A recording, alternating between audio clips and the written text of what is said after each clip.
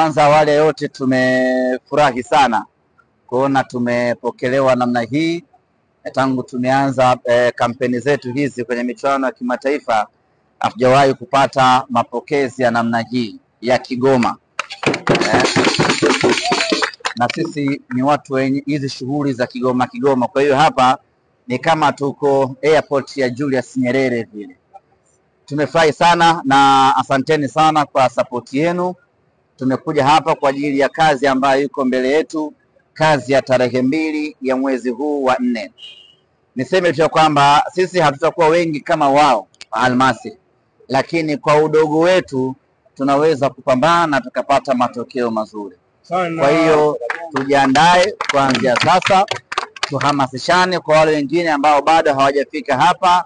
Tarehe 2 tukutane pale uwanjani, twende kwa udogo wetu huo tukawashangilia wachezaji wetu waweze kupambana, tutimize malengo yetu ya kuvuka hatua hii na kwenda hatua ya nusu fainali.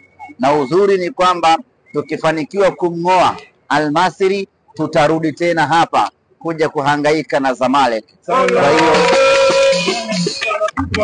juhudi zetu za kuisaidia Simba kuvuka kwenye mechi hii ndiyo juhudi ya Simba kurudi tena hapa kwenye mechi ya hatua ya nusu fainali. Na mnafahamu ya kwamba tumebaki peke yetu hivi sasa. Hii bendera ni Simba Sports pekee ndio ambaye ana haki ya kuitumia hivi sasa kwenye michuano ya kimataifa. Kwa hiyo tuna kila sababu ya kujivunia, tuna kila sababu ya kutamba, na kwa mapenzi yake Mwenyezi Mungu bendera hii itasimama hapa katika nchi ya Misri na heshima ya Simba itaandikwa hapa katika nchi ya Misri.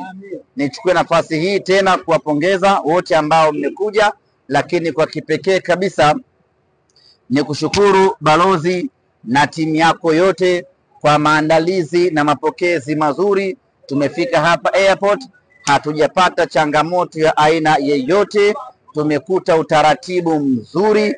Baada ya kushuka tu kwenye ndege, tukamkuta balozi akiwa ndani na watu wake, wametupokea na wametupitisha katika njia zote kwa urahisi na kwa haraka kweli kweli. Kwa balozi, kwa niaba ya Simba Sports Club, pokea sana shukrani zetu. Tunashukuru na tujiandae na vita yetu ya tarehe 2.